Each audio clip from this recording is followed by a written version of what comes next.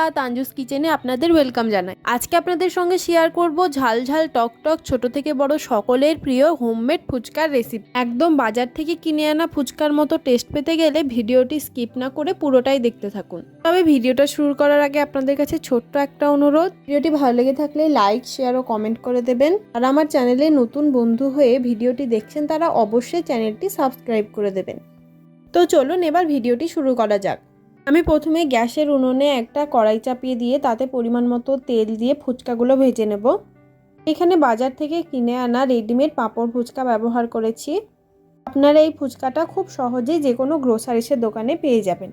এটা খুব ভালোভাবে গরম হয়ে গেলে ফুচকাগুলো দিয়ে লো টু মিডিয়াম ফ্লেমে ভেজে নিতে হবে এবং ফুচকাগুলি একটু কড়া করেই ভেজে নিতে হবে, তা না হলে ফুচকাগুলি ভাজার পর চিমসে যেতে পারে।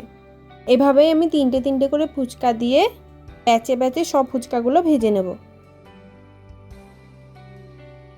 সমস্ত ফুচকাগুলি ভাজা হয়ে গিয়েছে। এখানে আমি 10-12টা কাঁচা লঙ্কা ছোট করে কেটে নিয়েছি একটা পাতি লেবু ও তার সঙ্গে কেটে নিয়েছি পেঁয়াজ ও শসা। সমস্ত কিছুই খুব ভালোভাবে পাতলা করে ছোট ছোট করে কেটে নিতে হবে। আমি এখানে 3টে সেদ্ধ করা আলু নিয়েছি। আলুগুলো একটু ম্যাশ করে নিয়ে তার মধ্যে সমস্ত মশলাগুলি দিয়ে দেবো। এখানে মশলার মধ্যে দিয়েছি লবণ, জিরে গুঁড়ো, চাট মশলা, কাঁচা ছোলাটা আমি জলে ভিজিয়ে রেখেছিলাম 1 ঘন্টা মতো, কাঁচা লঙ্কা কুচি, পেঁয়াজ কুচি, শসা কুচি।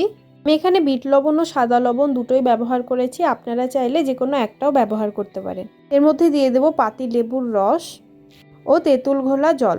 তেঁতুলটাও আমি একবার ধুয়ে নিয়ে 3 থেকে 4 মিনিটের জন্য জলে ভিজিয়ে রেখে দিয়েছিলাম। এবার জলের সঙ্গে তেঁতুলের টকটা খুব ভালোভাবে মিশিয়ে 2 থেকে 3 চামচ মতো দিয়ে দেব আলুটার মধ্যে।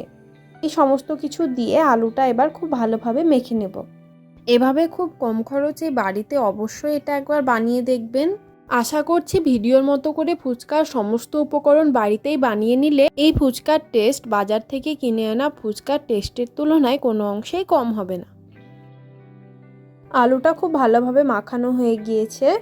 এবার আমি ফুচকার জলটা রেডি করে নেব। একটা পাত্রে পরিমাণ মতো নরমাল জল দিয়ে তার মধ্যে দিয়ে দেব তেঁতুল ঘোলা জল। এবার এই সমস্ত কিছু একটু মিশিয়ে নিতে হবে। জলটা একটু বেশি মনে হচ্ছিল, তাই তুলে সাইডে রেখে দিলাম। প্রয়োজন হলে আবার মিক্স করে দেওয়া হবে।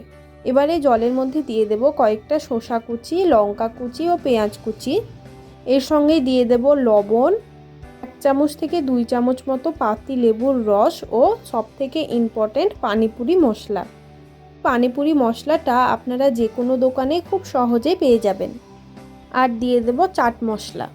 আপনারা এই মশলাগুলো পরিমাণ মতো দেবেন, তবে ফুচকা একটু মশলাদার না হলে ভালো লাগে না, তাই আমি সমস্ত মশলাগুলি একটু বেশি বেশি করে দিয়েছি। এই সমস্ত কিছু খুব ভালোভাবে মেশানো হয়ে গেলে ফুচকার জলটাও একদম রেডি হয়ে যাবে। ফুচকার জলটা রেডি হয়ে গিয়েছে। এবার আমি ফুচকার জন্য রেডি করে নেব ঘুগনি। এটা একদমই অপশনাল, আমার বাড়িতে ঘুগনি রান্না করাই ছিল, তাই আমি ঘুগনিটাও রেডি করে নিলাম। ঘুগনিটার উপর থেকে কয়েকটা শসা কুচি, লঙ্কা কুচি ও পেঁয়াজ কুচি দিয়ে তার উপর থেকে দিয়ে দেব তেঁতুল ঘোলা জল। এর সঙ্গে দিয়ে দেব কাঁচা ছোলা। এবারে ঘুগনিটাও রেডি হয়ে গিয়েছে।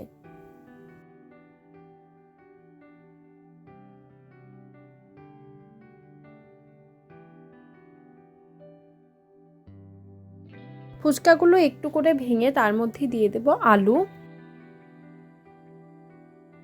আমি একটা করে সমস্ত ফুচকাগুলোতে আলু ভরে রেখে দিচ্ছি। দেখতেই পাচ্ছেন ফুচকাগুলো কতটা ক্রিস্পি হয়ে আছে। একটু কড়া করে ভাজলে এগুলি ঠান্ডা হওয়ার পরও খুব সুন্দর মুড়মুড়ে হয়ে থাকে। অবশ্যই ফুচকাগুলি একটু লাল লাল করে ভাজার চেষ্টা করবেন। আমার চ্যানেলে এরকম আরও অনেক মজাদার ঘরোয়াভাবে তৈরি নতুন রেসিপি রয়েছে, আপনারা অবশ্যই একবার আমার চ্যানেলটা ভিজিট করে দেখে নিতে পারেন। আশা করছি আমার সমস্ত রেসিপি আপনাদের কাছে খুব ভালো লাগবে। এভাবে একটা করে সব ফুচকাগুলোতে আলু ভরা হয়ে গেছে। এবার আমি এর মধ্যে দিয়ে দেব ঘুগনি। তবে আপনারা শুধুমাত্র আলু ও জল দিয়েও এটা এনজয় করতে পারেন। আগেও বলেছি, আবারও বলছি, ঘুগনিটা একদমই অপশনাল। আপনাদের ভালো লেগে থাকলে আপনারা অবশ্যই এটা দিতে পারেন। এবার ফুচকাগুলি তেঁতুলের টকে ডুবিয়ে নিলেই খাওয়ার জন্য একদম রেডি। সত্যি বলতে ফুচকাগুলির টেস্ট একদম অসাধারণ হয়েছিল। এরকম সহজ ও সুস্বাদু রান্নার রেসিপি পেতে আমার চ্যানেলটি সাবস্ক্রাইব করুন।